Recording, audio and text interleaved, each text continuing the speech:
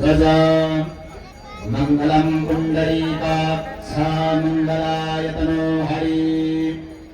सर्वमङ्गलमाङ्गल्ये शिवे सर्वार्थसाधिके शरण्ये त्र्यम्बके गौरी नारायणि नमोऽस्तुते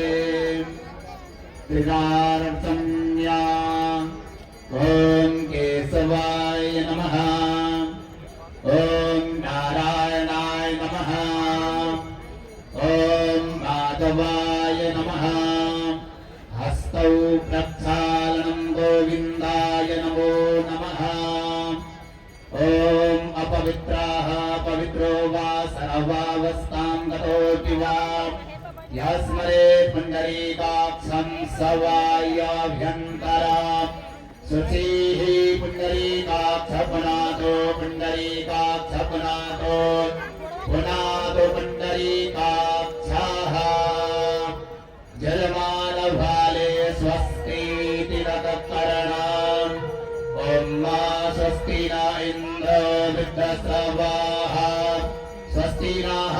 पूषा विश्ववेदाः स्वस्ति नस्तारिक्षो अरिष्ठानेमिः स्वस्ति न बृहस्पतिर्दधातु यौः शान्तिरन्तरिक्षकम् शान्तिः पृथिवी शान्तिरापः शान्तिरोषधयः शान्तिः वनस्पतयः शान्तिर्विश्वे देवाः शान्ति ब्रह्म शान्तिः सर्वत्वं शान्तिः शान्तिरेव शान्तिः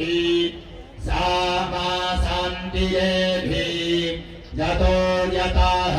समीहसे ततो नो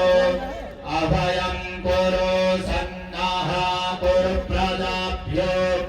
भयं